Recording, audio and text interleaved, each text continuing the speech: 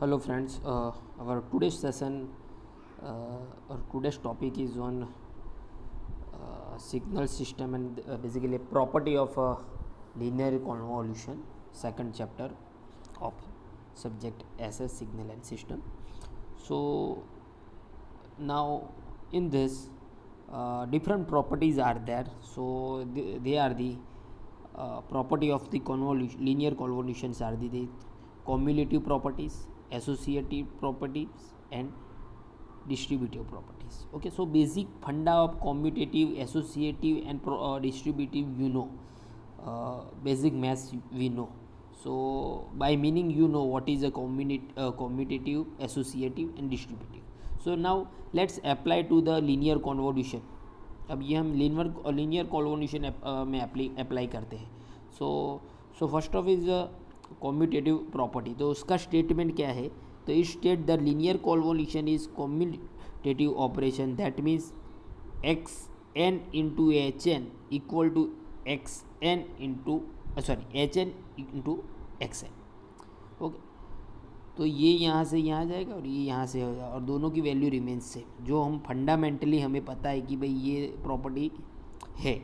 सो ये हम इस पे अप्लाई करते थे. Let's apply to the linear convolution. So we have a equation xn and in the form of xn and hn, that yn output equal to xn into our system hn, and that is nothing but k equal to minus infinity to infinity xk hn minus k. Okay, अब हमें ये prove करना है कि भाई x n into h n हो रहा है तो ये यहाँ जाना चाहिए और ये यहाँ आना चाहिए. ओके, वो हम प्रूव करेंगे. सो now let's say in this equation x n minus k is folded delay sequence while x is a unchange value. Now put the value of m equal to n minus k. यहाँ N minus के की ज़रा अगर हम M रखते हैं तो के की वैल्यू क्या होगी? के की वैल्यू होगी एन माइनस एम. ओके, अब लेट से लिमिट चेंज करते हैं. तो लेट से के लिए अगर माइनस इन्फिनिटिव लेता हूँ तो एन माइनस एम के लिए माइनस इन्फिनिटिव होगा because k equal to n minus n. So on the basis of this mathematical step minus n equal to minus infinitive to minus n. So finally I can say m equal to infinitive because वो ज़्यादा value है. सो infinitive में कुछ add करोगे या remove करोगे वो infinitive ही रहेगा. So I can say where k equal to अब plus infinitive n minus m equal to infinitive. Okay, और जहाँ minus m equal to infinitive minus n, so m equal to infinitive. तो अब ये लिमिट हमने change कर दी है इसमें. ओके, तो अब हम वैल्यू इसकी जगह हम ये एन माइनस एन के फॉर्म में भी लिख सकते हैं. Okay, so now let's say apply to the equation. So y n equal to m equal to plus infinity to minus infinity. Now x n minus m because यहाँ अब के की जगह क्या लिखना है? के की जगह लिखना है के की जगह क्या लिखना है? एन माइनस ए. और के इक्वल टू माइनस इन्फिनिटिव है तो के इक्वल टू अगर माइनस इन्फिनिटिव है तो हम क्या लिख सकते हैं? एम इक्वल टू इन्फिनिटिव लिख सकते हैं. हो सो वही लिखा हुआ है यहाँ. और n h equal to h M.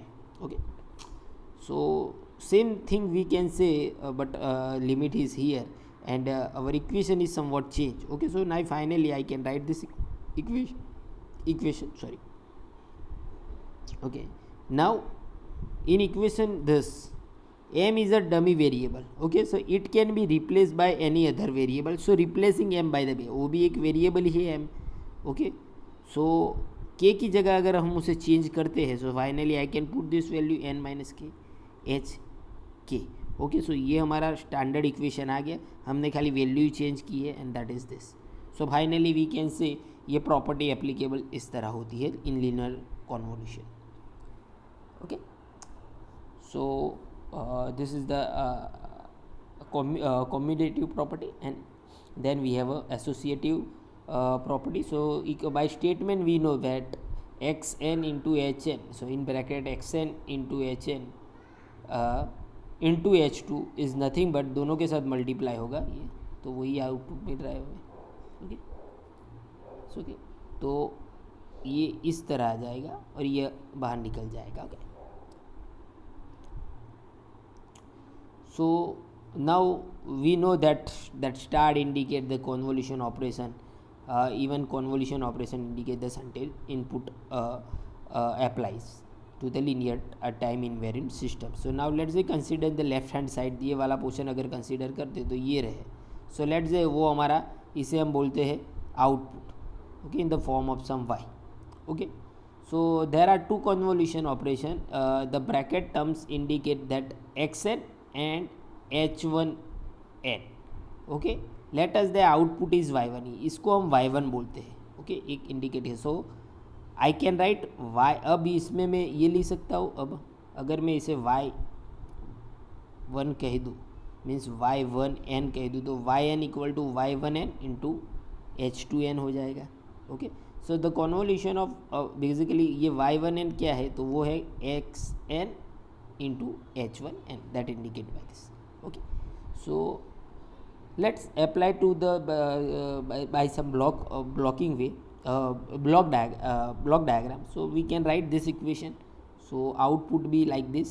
वो हमें पता है कि इसमें सेम वे. तो y1 क्या है, सो y1 को अगर इनपुट देंगे तो हमें yn मिल जाएगा.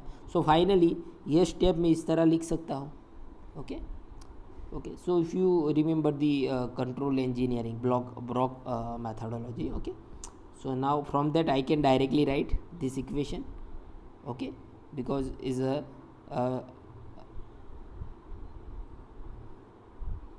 sorry this from that I can write because it's a cascading system. Okay, so from that I can write this equation. Okay, so this is nothing but we can say I solve the property. Okay, associative property. Okay, then we have a distributive property. Okay, so distributive property में पता है कि भाई ये इसके साथ multiply होगा और ये इसके साथ मल्टीप्लाई होगा. ओके, वो पता है. ओके, तो लेट्स से इन दोनों को हम y1 और इसे बोल देंगे y2. So I can say yn equal to nothing but a y1n plus y2n. So yn is nothing but a y1n plus y2n, where y1n and y2n is this.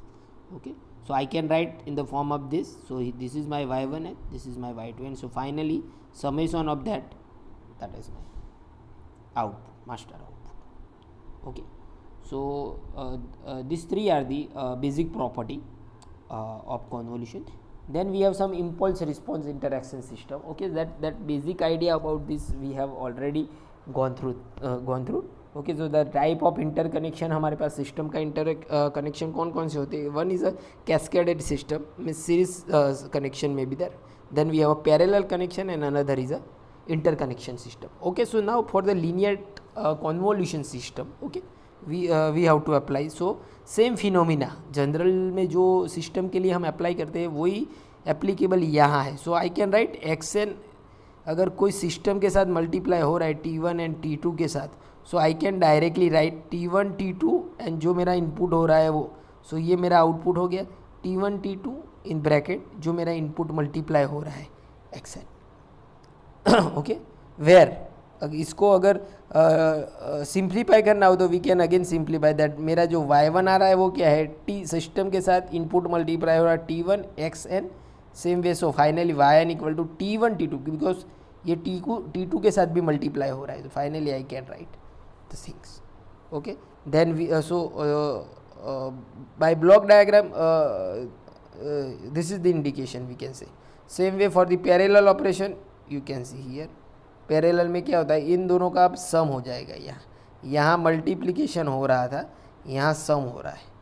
Okay, अगर parallel form में है तो सम आएगा, इस series form में है तो इन दोनों का मल्टीप्लिकेशन. सो वाई एन इसमें क्या आएगा, तो इन दोनों का सम आएगा. सो y1n प्लस y2n इसमें मल्टीप्लाई हो रहा था, सीरीज था, इसलिए ये पैरेलल है तो समेशन हो रहा है. Okay, and then we have obvious feedback system is there. Okay, so in feedback system we do that जो हमारा yn है वो क्या है, एक तो t1 इंटू एक्सएन तो है ही, तो t1 इंटू एक्सएन पर यहाँ से जो सिग्नल आ रहा है वो भी, तो t1 in bracket x1 plus t2. Okay, so t2, so I can directly like that yn equal to t1 में अगर common t1 xn plus t2 yn. Okay, because this is the feedback system और feedback यहाँ से आ रहा है. Okay, so I hope you have a clear with the basic idea about this series parallel and feedback correction. Okay, now let's go through one example so you have more clear with that. Okay, now it's given that find the overall impulse response of the given system. Now this is your system. Okay, and for that h1 is given, h3 is given, h2 is given and h4 is given. h4 is a delta impulse. Okay, unit impulse we can say. So now we know कि भाई h1 और h2 का क्या होगा. So h1 और h2 का क्या होगा, समेशन होगा because parallel system है. So I can draw like this. और इन दोनों का क्या होगा, मल्टीप्लिकेशन हो जाएगा. ओके, सो ये मुझे मिल गया. इन दोनों का समेशन करना है, मिस किस दोनों का, h1 और h2 का, h1 और h2 का समेशन और इन दोनों का मल्टीप्लिकेशन करना है. Okay, so from that I can write that h3 into h4 equal to hn. okay, तो h1 और h2 का मल्टीप्लिकेशन और h3 का h3 बिकॉज यहाँ डायरेक्टली h3 के लिए लिया because unit impulse is that, that's why 1 के साथ मल्टीप्लाई होगा. ओके, और इन दोनों का अब क्या होगा, तो finally I can draw like this. Okay, ये इन दोनों के साथ मल्टीप्लाई होगा. अब h1 और h2 क्या है समेसन, तो h1 मेरा ये है, ये सिग्नल्स है मेरे h1 के. h1 क्या है 3 4 0 पे 2 और फिर 1. ओके, सो 3 4 0 पे 2 और फिर 1 और सेम वे h2 ये है. अगर इन दोनों का समेशन करता हूँ तो आई गॉट दिस, मुझे ये आउटपुट मिल रहेगा. ओके, तो ये मुझे मिल गया h1 प्लस h2, ये मिल गया h1 h2. अब इसको h3 के साथ मुझे मल्टीप्लाई करना है. अब h3 क्या है मेरा, सो h3 मेरा कुछ इस तरह है. Now this is my h1 plus h2 and this is my h3. Okay, so now अब ये किस मैथोडोलॉजी से हम यूज़ करेंगे, ये मैथोडोलॉजी है टेबुलर मैथोडोलॉजी. सो टेबुलर मैथोडोलॉजी को से हम इन दोनों को ये मल्टीप्लिकेशन को सॉल्व करेंगे. सो this is my we can से h1 प्लस h2 है और ये है मेरा h3 है. और टेबुलर मेथड से करेंगे तो हमें पता है कि भाई ये इस तरह आ जाएगा, ये इस तरह का. तो ये जो वैल्यू मिलेगा वो ये है, इन दोनों का सम मिलेगा, इन दोनों का सम, ये सम, ये सम, ये सम, ये सम, ये सम, ये सम, इतनी वैल्यू हमें मिलेगी. कितनी है 1 2 3 4 5 6 7 8 9 10 के आसपास मिलेगी. 1 2 3 4 5 6 7 8 9 के आसपास हमें मिल रही है. So finally I can write hn equal to this value. Okay, ये methodology we have already done. हाँ, ये मैथोडोलॉजी हमने कर ली है, tabular methodology. Okay, so I hope you have a clear with that.